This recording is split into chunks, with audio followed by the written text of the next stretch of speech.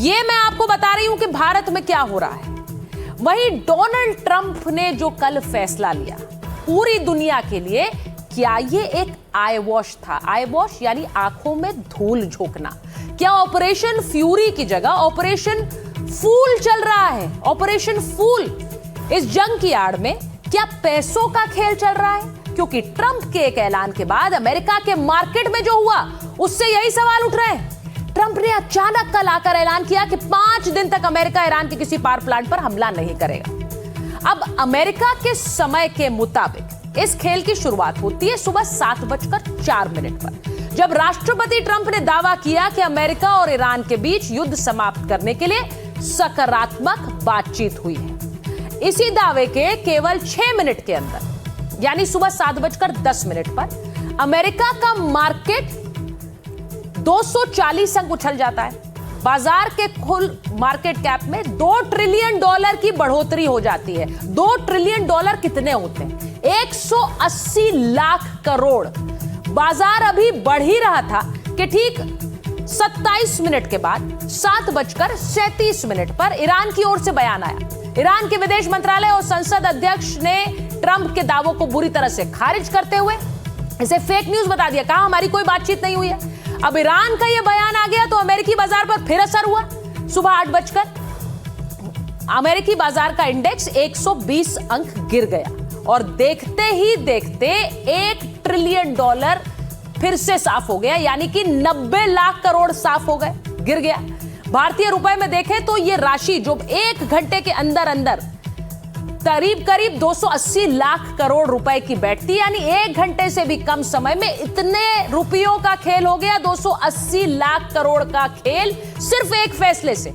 और इसीलिए यह एक फैसला कितना जरूरी है इसे जरा समझिए। कितने देशों की अर्थव्यवस्थाएं इस पर निर्भर है। $3 ट्रिलियन का मतलब कितना होता है जरा समझिए। बड़े बड़े देशों की जो जीडीपी है उससे कहीं ज्यादा इटली की जीडीपी $2.54 ट्रिलियन है। वहीं मैं आपको बताऊं कि कनाडा की जीडीपी $2.54 ट्रिलियन है। आपको बताऊं ब्राजील की $2.26 ट्रिलियन है और स्पेन की $1.89 ट्रिलियन है। ये कुछ इसी तरह से आपको बता रही हूं कि कितना बड़ा ये पैसे का खेल। अब आप सोचिए कि महज 1 घंटे में कितना बड़ा खेल हुआ। कैसे कुछ मिनटों में कई देशों की इकोनॉमी के बराबर का पैसा अमेरिका के मार्केट के ऊपर नीचे हो गया। ईरान में किसके हाथों में कमान है? ईरान में कौन कह रहा है उनकी सेना को कि ये बड़ी बड़ी मिसाइलें दागी है इजराइल की तरफ और खाड़ी देशों में अमेरिकी बेसेस की तरफ? क्या वाकई डोनाल्ड ट्रंप जो बात कह रहे हैं उसके पीछे सच है? डोनाल्ड ट्रंप ईरान के किस नेता से बात कर रहे हैं? इसका सीधा मतलब यह है कि कोई युद्ध रुका नहीं, हमले अभी भी पहले की तरह जारी है। सवाल है कि आखिर अचानक ट्रंप ने इतना बड़ा बयान क्यों दिया? अगर लड़ाई जारी ही रखनी थी तो ट्रंप ने 5 दिन तक हमले टालने वाला बयान क्यों दिया? इस बयान के पीछे ट्रंप की मंशा क्या थी? क्योंकि जो तस्वीरें अभी अभी आपने देखी वो तो पहले भी सामने आ रही थी।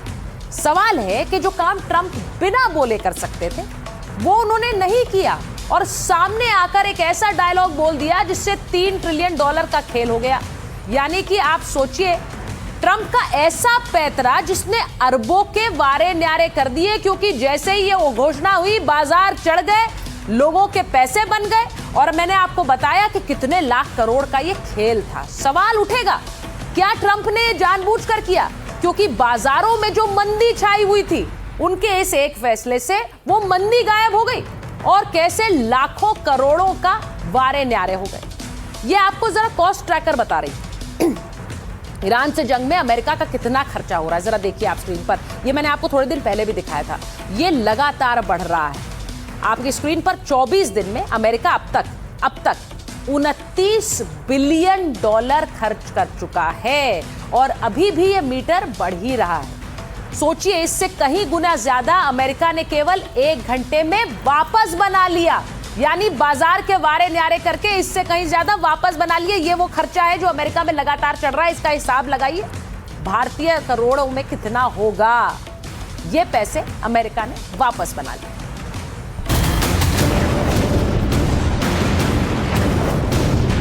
क्या ट्रंप के एक बयान ने दुनिया का सबसे बड़ा खेल कर दिया? क्या पिछले 24 घंटे में अमेरिका ने ऑपरेशन फ्यूरी नहीं, ऑपरेशन फूल चलाया? क्या ट्रंप ने पिछले कुछ घंटों में सिर्फ दुनिया की आंखों में धूल झोंकी?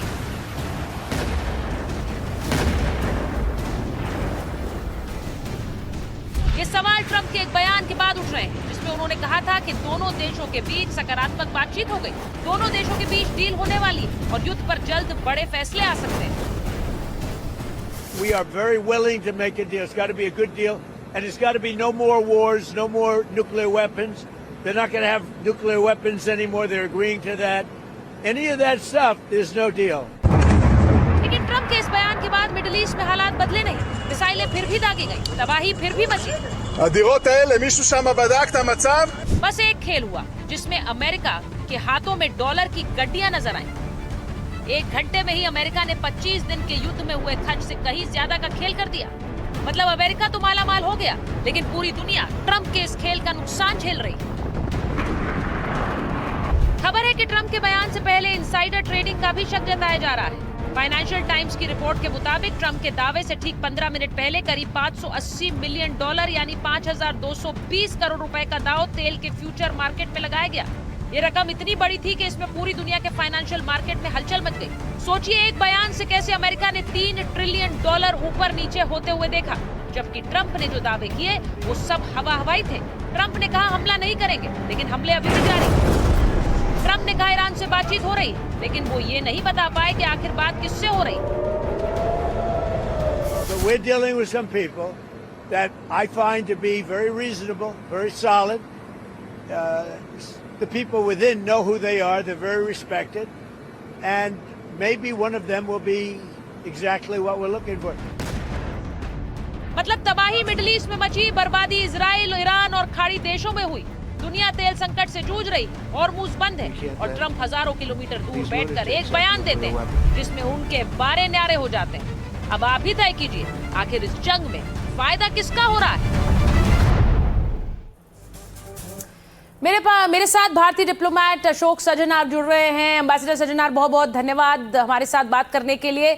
मैं आपसे सीधे पूछूंगी, आज भारतीय प्रधानमंत्री को डोनाल्ड ट्रंप ने फोन किया, उनसे बातचीत की, आप इस कॉल को कैसे देख रहे हैं?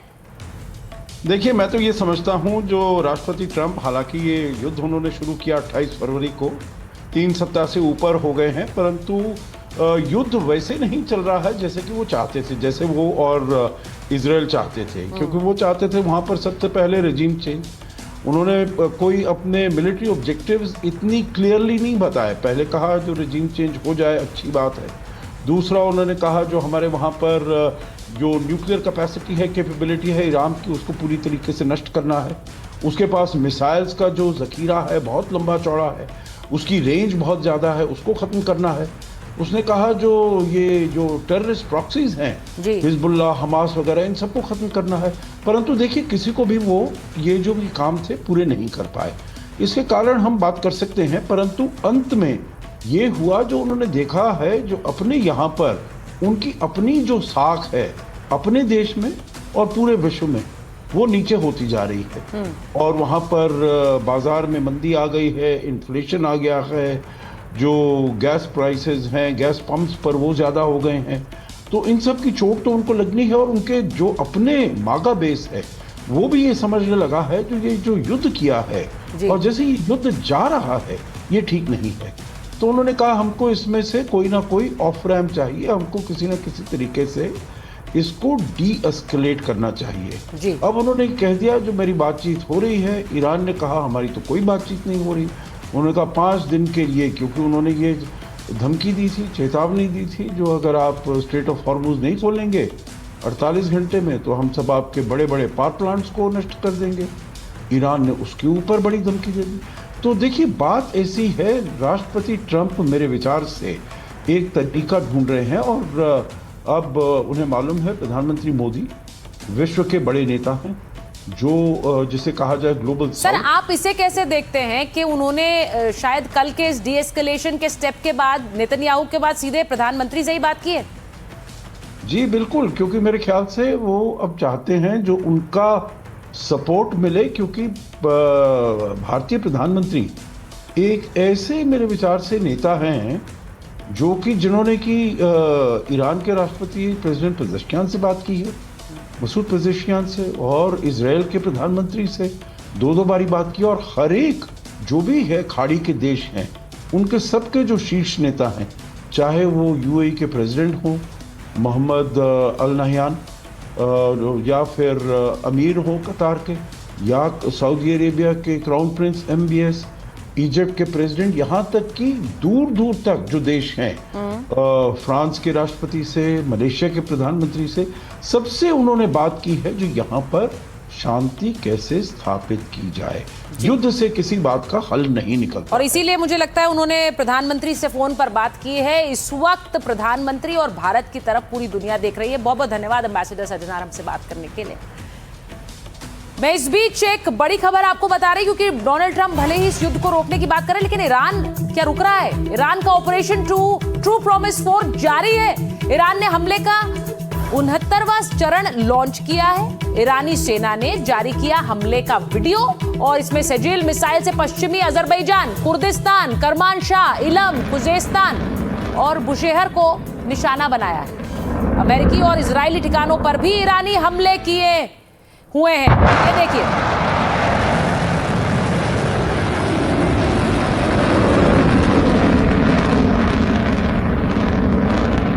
तो देखिए ईरान अभी भी मिसाइलें बरसा रहा है और वीडियो भी जारी कर रहा है, बता रहा है कि हम टारगेट कर रहे हैं, टारगेट इज ऑन।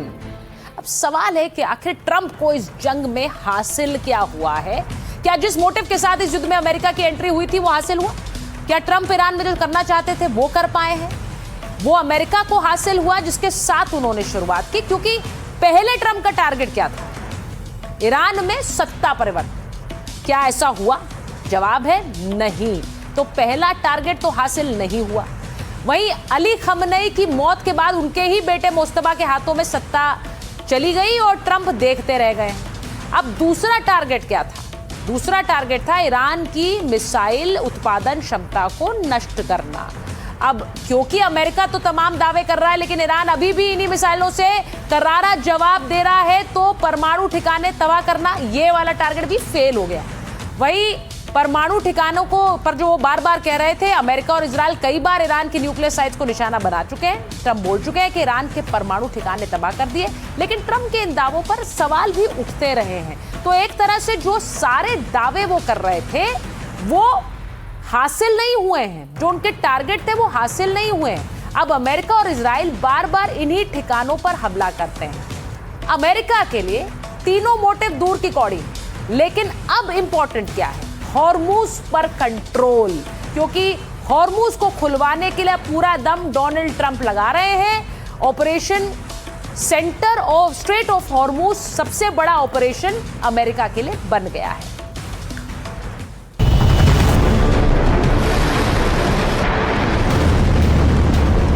क्या अमेरिका का ऑपरेशन फ्यूरी एक फेल स्टोरी साबित हो रहा है? क्या ऑपरेशन फ्यूरी के टारगेट अभी भी अमेरिका के हाथों से दूर है? क्या इस जंग में ईरान से हार रहा है अमेरिका? ये सवाल इसलिए उठ रहे हैं क्योंकि ट्रंप की तमाम धमकियों, तमाम चेतावनियों के बाद भी ईरान पीछे हटने को तैयार नहीं है। जिस ऑपरेशन फ्यूरी को ईरान की कमर तोड़ने के लिए अमेरिका ने चलाया था, अब इसी ऑपरेशन के फेल होने की वजह से हालात ऐसे बन गए कि अमेरिका की कमर टूट चुकी है। हालात ये है कि अमेरिका की चेतावनी पर ईरान दो टूक जवाब दे रहा है। ट्रंप ने 48 घंटे की डेडलाइन दी तो ईरान ने साफ कर दिया कि अगर हमला हुआ तो अमेरिका को पंगु बना देंगे। पूर्व IRGC कमांडर मोहसिन रजाई ने कहा कि अब हमले का जवाब आंख के बदले आंख तक सीमित नहीं रहेगा, अभी आंख के बदले सिर्फ हाथ और पूंछ की लड़ाई। सवाल है क्या इन्हीं तेवरों की वजह से अमेरिका को अपनी रणनीति बदलने पर मजबूर होना पड़ा? ऑपरेशन फ्यूरी के तहत अमेरिका का प्लान था कि पहले ईरान पर हमला करेंगे, परमाणु ठिकानों को तबाह किया जाएगा, फिर इसके बाद ईरान में गृहयुद्ध जैसे हालात पैदा होंगे जिसका फायदा उठाकर सत्ता परिवर्तन कराया जाएगा। खामेनेई को हटाकर अपना प्यादा सत्ता में बैठाया जाएगा, लेकिन ये प्लान फेल हो गया। न सत्ता परिवर्तन हुआ, न परमाणु ठिकाने तबाह होने की कोई पुख्ता रिपोर्ट है। उल्टा ट्रंप को अपनी डेडलाइन से पलटना पड़ गया। यही वजह है कि अब अमेरिका की 5 दिन वाली मोहलत को ईरान ट्रंप की हार बता रहा है।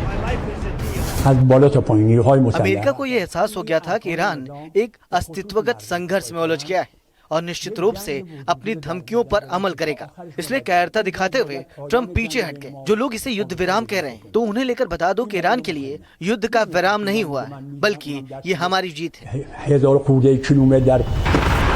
अब खबर तो ये है कि अमेरिका 9 अप्रैल से पहले युद्ध खत्म करने पर विचार कर रहा है। ट्रंप प्रशासन ईरान के साथ युद्ध को खत्म कराने की दिशा में बड़ा कदम उठाने पर काम कर रहा है और अब ऑपरेशन फ्यूरी के मेन टारगेट से हटकर अमेरिका और इजराइल का फोकस हॉर्मुज पर है। दोनों देश अब स्ट्रेट ऑफ हॉर्मुज को खुलवाने, उस पर नियंत्रण करने और उसकी सुरक्षा को अपने हाथ में लेने को एंड गेम मान रहे हैं। तो डोनाल्ड ट्रंप कह रहे हैं कि हम 5 दिन हमले नहीं करेंगे, लेकिन इजराइल तो ये नहीं कह रहा है। एक बार फिर से ट्रंप वर्सेस नेतन्याहू हो गया है क्या, या फिर इसके पीछे भी एक रणनीति है? क्योंकि इजरायली प्रधानमंत्री नेतन्याहू ने संदेश दिया। उन्होंने कहा है कि भले ही भविष्य के समझौते पर बातचीत चल रही हो, लेकिन इजरायली सेना ईरान में अपने सैन्य अभियान जारी रखेगी। ये नेतन्याहू कह रहे हैं। नेतन्याहू ने ट्रंप के साथ हुई बातचीत का हवाला भी दिया और ये भी कहा कि टारगेट हासिल करने तक हमले नहीं रुकेंगे। यानी वो कह रहे हैं मैंने डोनाल्ड ट्रंप से बात कर ली है, लेकिन इसके बावजूद वो ये भी कह रहे हैं कि जब तक मैं टारगेट हासिल नहीं करूंगा ये हमले नहीं रुकने वाले। इसका मतलब क्या है? यानी वो जो हमले कर रहे हैं उसमें डोनाल्ड ट्रंप की सहमति है। जिस देश के लिए अमेरिका इस जंग में कूदा, अब उस देश ने भी अमेरिका को क्या आईना दिखा दिया। वो कह रहे हैं हमें तो टारगेट हासिल करने हैं। मैंने आपको दिखाया 3 टारगेट, तीनों भी हासिल नहीं कर पाया अमेरिका। डोनाल्ड ट्रंप से जुड़ी हुई एक थ्योरी है टाको थ्योरी। ये अमेरिका में उनके लिए कहा जाता है। टाको यानी TACO, जिसका मतलब है ट्रंप ऑलवेज चिकन्स आउट। टाको, ट्रंप ऑलवेज चिकन्स आउट, यानी वो हर फैसले में पीछे हट जाते हैं। जिसमें भी वो फैसला लेते हैं वो फैसला आगे तक नहीं ले पाते हैं। ट्रंप कड़े फैसले या टैरिफ लगाने की धमकी देते रहे, ये आपने देखा, लेकिन उसके ही तुरंत बाद बाजार गिरने लगता था, आर्थिक दबाव बढ़ता था और वो अपना फैसला वापस ले लेते थे। यही अभी भी हो रहा है।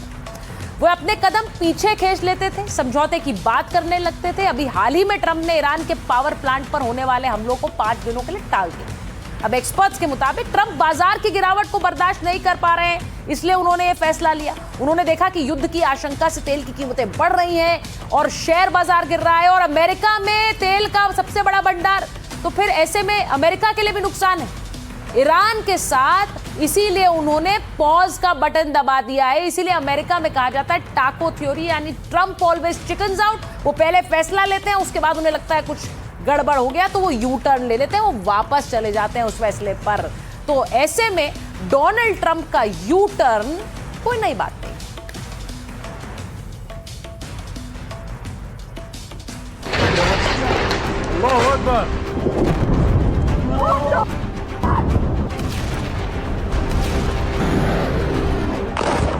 अमेरिका के हमलों और ईरान के पलटवार से पूरा पश्चिमी एशिया 23 मार्च की शाम तक धधक रहा था। ताबड़तोड़ हमले जारी थे।